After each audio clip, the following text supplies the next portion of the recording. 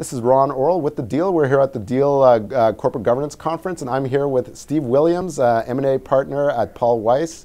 Thank you very much for taking the time. You also do a lot of work on the activism defense for corporations. So that's right. I appreciate you taking a little time to chat with us. Sure thing. So I'm curious, when should a company start beginning to prepare for an activist? Is it something that they should start focusing on when they see the 13F filings, when they find an activist has started to quietly accumulate a stake, or something they should be doing well in advance before an activist ever shows up? I think most companies should, at least on a low-key basis, be doing some sort of self-review at a time when things are quiet.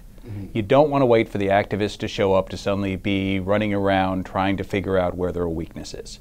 You take the time when things are quiet. Every company has a period, a window, where nominations can come in, when stockholder proposals can come in. Right. The rest of the year, you can be spending your time thinking about your company the way an activist thinks about your company. And what are they looking for? They're looking for opportunities to create value, and they're looking for weaknesses that can be exploited. Yeah. So you should spend some time with your counsel, with outside counsel, with advisors, looking at your company the same way an activist does. Should you do like a hypothetical scenario kind of game playing, where you kind of try to figure out what an activist would do? When if there's, let's say, some scandal that makes the stock price drop, they want to accumulate shares, and then could you hypothetically think of how they would want to split the company up, and what you would do to defend that?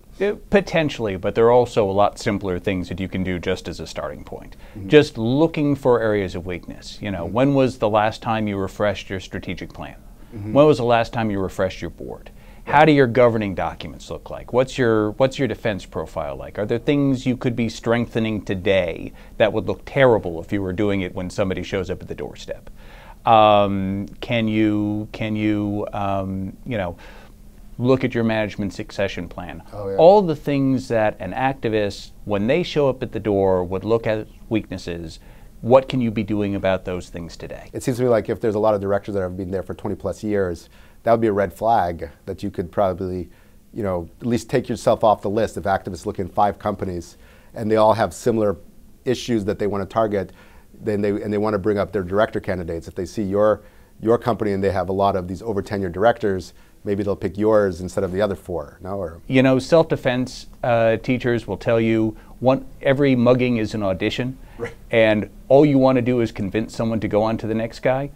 Sometimes all you want to do in a self-review is make an activist go on to the next guy. Yeah. And you can help yourself by finding what may be fairly obvious areas of weakness and strengthening them. Okay, so I wanted to ask you also about settlements. This is another year where we're seeing the vast majority of activist situations go to settlements, where activists get directors on the board through a kind of agreed upon deals, and not that many activist campaigns have gone to the proxy contest. Run all the way through in a proxy contest. Right. I mean, there are a few, but it's typically they're settled in advance. Are companies settling too early? Are there, should they be fighting this out more? I doubt there are many companies out there that settle too early. Okay. First off, the statistics about settlement, they hide a lot of variability. Settled contests are everything from there's a settlement that happens before a notice goes in with a nomination, right, to settlements that happen farther along down the line.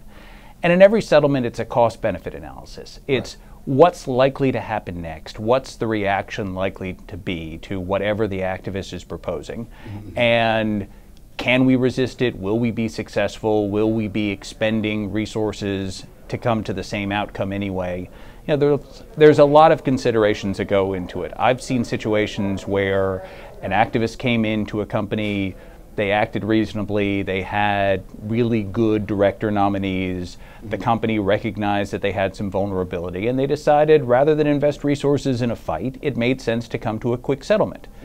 I've seen instances where companies fought tooth and nail all the way to the end because they believed that they were facing a real risk to their strategy. But But as the process goes along, whether it was because ISS has gone against you or because you're hearing from your institutional shareholders that maybe they don't love you as much as you thought they loved you, that the outcome is starting to look pretty clear. And sometimes that will be the thing that turns the tide. Also, when you're seeing that a campaign is not going your way, going with the settlement can actually allow you to come to a better outcome. You can predict the future a little bit. You can have more control. Maybe you end up with 2 directors coming on instead of 4. Right. Maybe you buy yourself a standstill agreement that means that you're not going to hear from that activist for a couple of years while things shake out. That's a big deal, that you should be maybe negotiating these standstill agreements. That in some of them, they agreed to put the people on, but they don't have such a strong standstill agreement, which means the activists could be back next year with the contest, right? So that's an important aspect. Right. If you're going to settle, you should have some strong standstill agreement with it. Right? Well, it depends how much you're giving the activist. An activist who comes in wanting a lot and you give them just a little, they may say, that's fine, I'll stand down for now, but we'll be talking again next year. Right. It's really how much are they getting for the deal determines how much they're willing to give. Okay, Steve, thank you very much for taking a little time. My pleasure.